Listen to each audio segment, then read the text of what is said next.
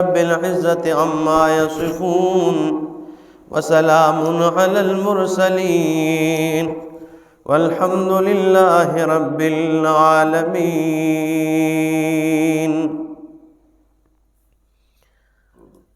انتہائی معزز سامعین، سورہ الفرقان 19واں پارہ آیت نمبر 45 آپ کے سامنے تلاوت کی۔ اس میں دعوی صورت پر چھٹی عقلی دلیل دی گئی ہے کہ اللہ کی قدرت کاملہ کی طرف دیکھو، وہ کس طرح سائے کو پھیلا دیتا ہے، کس طرح اللہ رب العزت نے سائے کو اپنے کنٹرول میں لیا ہوا ہے، اور اگر وہ چاہے تو سورج کو ٹھہرا کر سائے کو ایک جگہ ساکن کر دے، ایک ہی جگہ روک دے،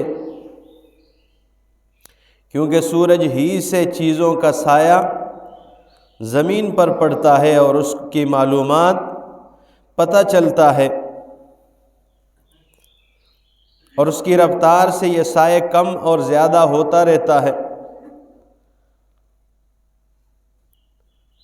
اس لیے فرمایا یہ سب کچھ جو ہو رہا ہے یہ اللہ رب العزت کی قدرت کاملہ سے ہوتا ہے۔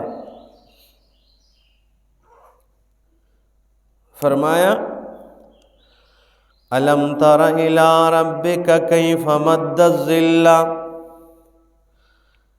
آیا تو نہیں دیکھتا الی ربک، تیرے رب کی طرف نہیں دیکھتا ہے، کیف مد الظل، کس طرح اس نے سائے کو پھیلا دیا ہے، سائے کو پھیلا دیا۔ وَلَوْ شَاءَ لَجَعَلَهُ سَاكِنًا، اور اگر وہ چاہے تو لَجَعَلَهُ سَاكِنًا، سائے کو ٹھہرا دے، اس کو ایک جگہ پہ ساکن کر دے، ٹھیک ہے۔ ثُمَّ جَعَلْنَا الشَّمْسَ عَلَيْهِ دَلِيلًا، اس کے بعد ہم نے سورج کو اس کے لیے دلیل بنا دیا ہے۔ دلیل کا مطلب کیا، ٹھیک ہے نا، نشانی۔ جب سورج نکلتا ہے، ٹھیک ہے نا، تو بس سایہ بھی شروع ہو جاتا ہے، اور پہلے یہ زیادہ ہوتا ہے، جو ہی سورج آگے اوپر آتا رہتا ہے تو پھر یہ سایہ گھٹتا رہتا ہے، کم ہوتا رہتا ہے۔ پھر ایک جگہ پر دن کے 12 بجے کے ٹائم یہ 12:15 کے ٹائم یہ کھڑا ہو جاتا ہے۔ تو فرمایا ثم جعلنا الشمس علیہ دلیلا ثم قبضناہ الینا، پھر ہم اسے قبضے میں لے لیتے ہیں، الینا اپنی طرف، قبضا یسیرا، قبضے میں لینا، یسیرا تھوڑا تھوڑا کر کے۔ جب سورج نکلتا ہے تو سایہ زیادہ ہوتا ہے، آرام آرام سے یہ ختم ہوتا ہے، یہ دل کو اپنی جگہ کھڑا ہو جاتا ہے، شام کو یہ گھٹ گھٹ کے یہ ختم ہو جاتا ہے، ٹھیک ہے۔ ہر چیز کا سایہ جب سورج ڈوب جائے ختم ہو جاتا ہے، یہ قبضے میں لے۔ وَهُوَ الَّذِي، وہی ذات ہے، جَعَلَ لَكُمُ اللَّيْلَ لِبَاسًا، جس نے تمہارے لیے رات کو لباس بنا دیا ہے۔ جیسے لباس سے تمہارا جسم ڈھکا ہوا ہے، جیسے لباس پہننے سے تمہارا جسم محفوظ ہو گیا ہے، تمہارا جسم چھپ گیا ہے، اسی طرح اللہ رب العالمین فرماتے ہیں میں نے رات کو تمہارے لیے لباس بنا دیا ہے، ٹھیک ہے نا، یہ رات ایک لباس ہے۔ وَالنَّوْمَ سُبَاتًا، اور نیند کو تمہارے لیے آرام بنا دیا ہے۔ نیند کو کیا بنا دیا؟ آرام بنا دیا ہے۔ رات کے ساتھ ذکر اس لیے کیا ہے کہ نیند ہوتی ہے رات میں، کیونکہ دن کے وقت آپ جتنا بھی نیند کریں نا، رات کے 1 گھنٹے کا، یہ آج کل یہ عشرے میں ہم نے رات کو اکثر نیند نہیں کی، ابھی آج کل میں بیمار ہو گیا ہوں، زکام، سر درد، یعنی وہی ابھی نکل رہا ہے، ٹھیک ہے نا، وہ سارا زور کے، کیونکہ نیند جو ہے نا دن کو تو بہت سارا کر لیتے ہیں، لیکن یہ ہے کہ دن کے 10 گھنٹے کی نیند اور رات کی 3 گھنٹے کی نیند اور 2 کی یہ برابر نہیں، کیونکہ رات ہے ہی اس لیے آرام کے لیے۔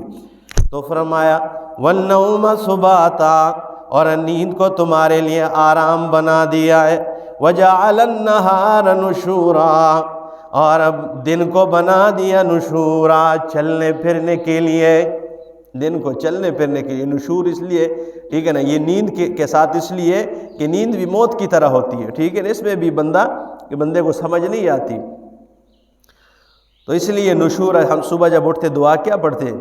الحمدللہ الذی احیانا بعد ما اماتنا والیہ النشور، ٹھیک ہے، یہ چلنے پھرنے کے لیے۔ وَهُوَ الَّذِي أَرْسَلَ الرِّيَاحَ بُشْرًا بَيْنَ يَدَيْ رَحْمَتِهِ، اور اللہ وہ ذات ارسل الریاح، جس نے چلایا ہواؤں کو، بشرم بین یدی رحمتہ، اس کے باران رحمت سے پہلے، یعنی باران رحمت سے پہلے علامتیں آ جاتی ہیں، ہوائیں چلنا شروع ہو جاتی، ٹھیک ہے نا، تو فرمایا باران رحمت سے پہلے ہواؤں کو چلا دیا ہے۔ وَأَنزَلْنَا مِنَ السَّمَاءِ مَاءً، اور ہم نے نازل کیا آسمان سے پانی، طہورا، پاک کر دینے کے لیے، پاکی حاصل کرنے کے لیے آسمان سے پانی برسایا ہے۔ لِنُحْيِيَ بِهِ بَلْدَةً مَيْتًا، لِنُحْيِيَ، تاکہ ہم اسے آباد کرے، یہاں حی کا معنی آباد کرنا، ٹھیک ہے، زندہ کرے، آباد کرے، بھی اس کے ذریعے، بلدۃ میتا، یعنی بنجر زمین کو اس پانی کے ذریعے آباد کرے، ٹھیک ہے، بارش ہو جائے نا تو پھر وہ سبزہ اگتا ہے، تو یہ آباد، بالکل آبادی نظر آتی ہے اس کی خوبصورت۔ وَنُسْقِيَهُ، اور اس پانی کو ہم پلاتے ہیں، مما، ان میں سے، خلقنا، جنہیں ہم نے پیدا کیا ہے، انعام، چوپایوں میں سے، جانوروں میں سے، وَأَنَاسِيَّ كَثِيرًا، اور بہت سارے انسانوں کو پلا دیتے ہیں، جانوروں کو بھی وہ پانی پلاتے ہیں۔ دیکھیں نا توحید کے سارے دلائل ہے، ٹھیک ہے، ہم نے پانی برسایا ہے، اسے ہم پلاتے ہیں ان میں سے جنہیں ہم نے پیدا کیا ہے، انعامًا، یعنی چوپایوں کو، جانوروں کو پلاتے ہیں، وَأَنَاسِيَّ كَثِيرًا، اور بہت سارے انسانوں کو پلا دیتے ہیں۔ وَلَقَدْ صَرَّفْنَاهُ، اور البتہ تحقیق ہم نے انہیں تقسیم کیا ہے، یعنی پانی کو ہم نے تقسیم کیا ہے، بینہم، ان کے درمیان، لیذکروا، تاکہ یہ نصیحت حاصل کر جائیں، یا تو پانی کی طرف یہ ضمیر راجع ہے، یا وَلَقَدْ صَرَّفْنَاهُ بَيْنَهُمْ، البتہ تحقیق ہم نے یہ آیتیں اور ہم نے یہ قرآن، ہم نے توحید کے دلائل ان کے درمیان کھول کھول کے بیان کر دیے، لیذکروا، تاکہ یہ نصیحت حاصل کر جائیں۔ فَأَبَىٰ أَكْثَرُ النَّاسِ، اللہ خود فرماتے بہت سارے لوگوں نے انکار کر دیا ہے، إِلَّا كُفُورًا، اگر انکار نہیں کیا ہے تو ایک چیز کا نہیں کیا ہے، اور وہ کفر ہے، یعنی صرف کفر کا انکار نہیں کیا ہے، جم کے کفر کیا ہے، انکار کیا ہے، صرف اس کا انکار نہیں کیا، باقی اللہ فرماتے ہیں ہر چیز کا جو ہے نا انہوں نے انکار کیا ہے۔ اللہ، وَلَوْ شِئْنَا لَبَعَثْنَا، اور اگر ہم چاہیں، لَبَعَثْنَا فِي كُلِّ قَرْيَةٍ نَذِيرًا، تو ہم بھیج دیں گے ہر قریہ، ہر بستی میں، نذیرا، ڈرانے والا۔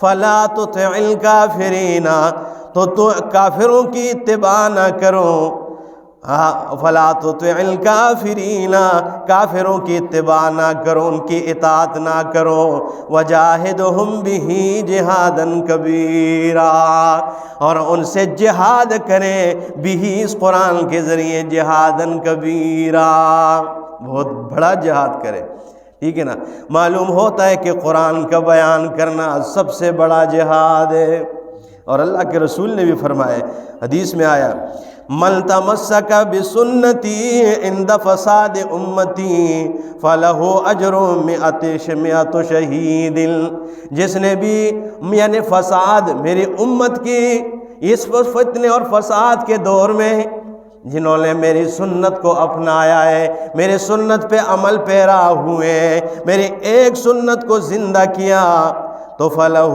أَجْرٌ مِئَةُ شَهِيدٍ، اس کے لیے 100 شہیدوں کا اجر دیا جائے گا، اسے 100 شہیدوں کا اجر ملے گا، یہ صحیح حدیث ہے۔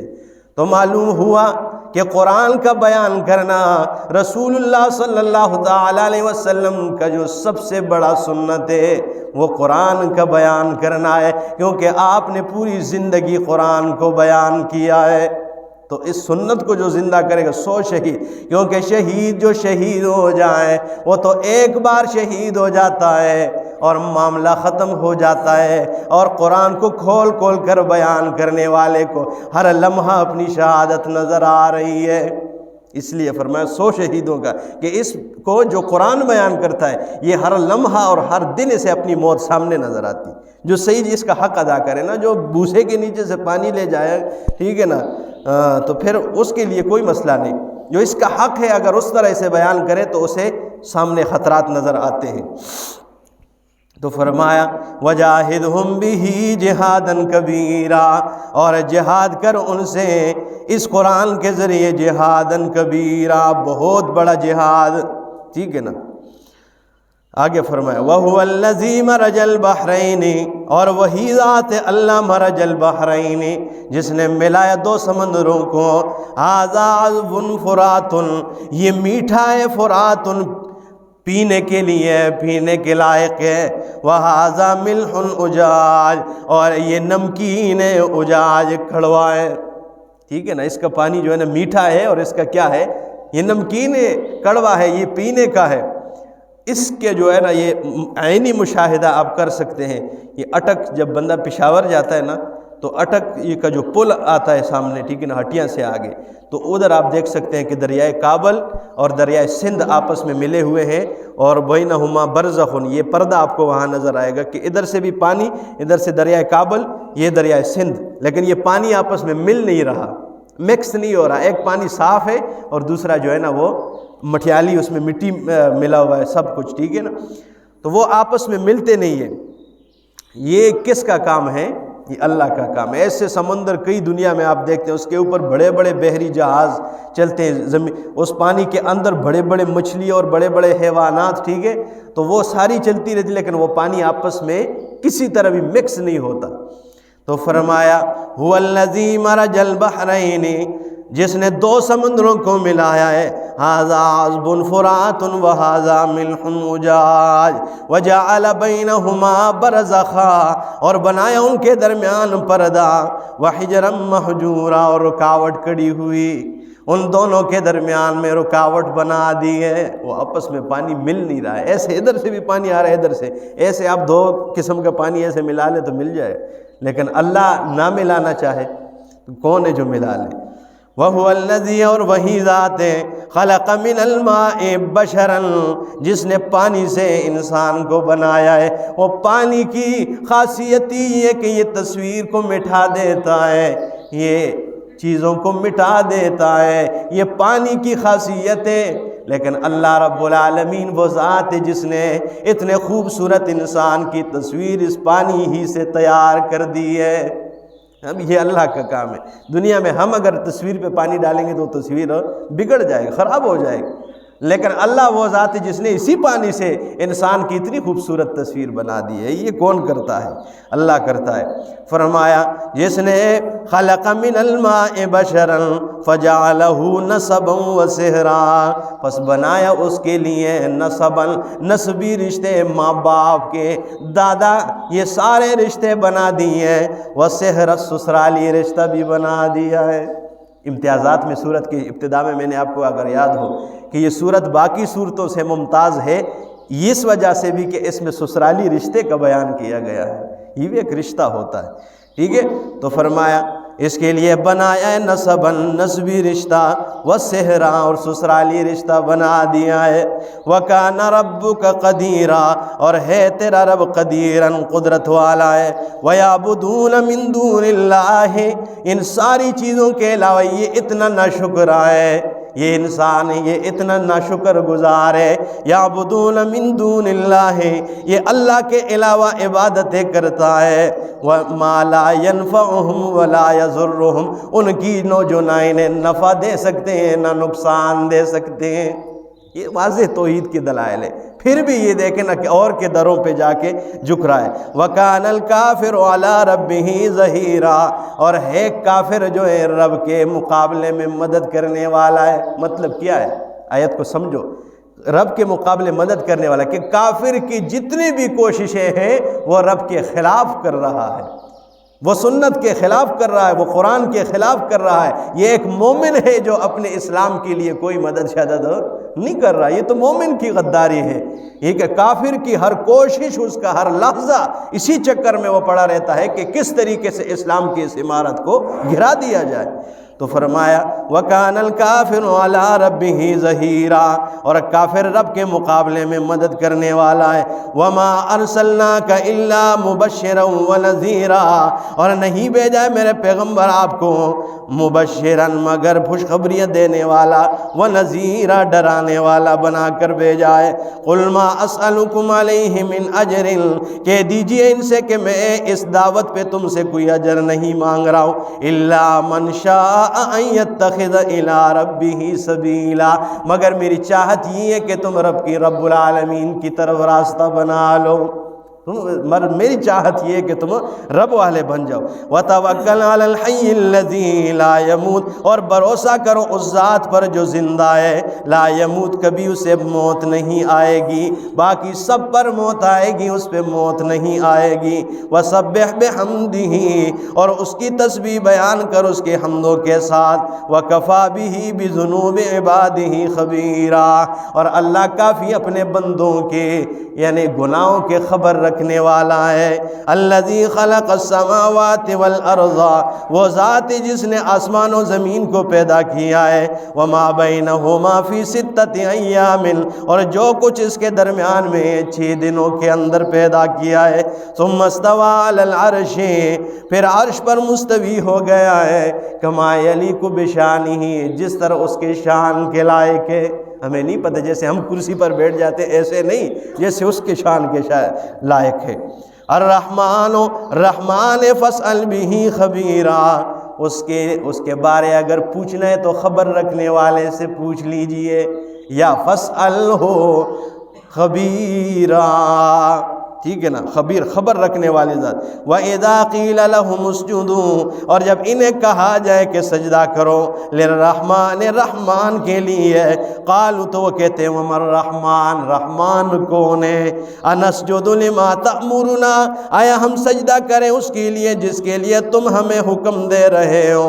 وَزَادَهُمْ نُفُورًا، اور زیادہ ہوئے وہ نفوراً، نفرت کے اعتبار سے۔ اللہ عمل کی توفیق عطا فرمائے، اللہ ہمیں قرآن سمجھنے کی توفیق عطا فرمائے۔ یہ سجدہ تلاوت ہے، یہ سجدہ کر لیں، ٹھیک ہے سارے حضرات۔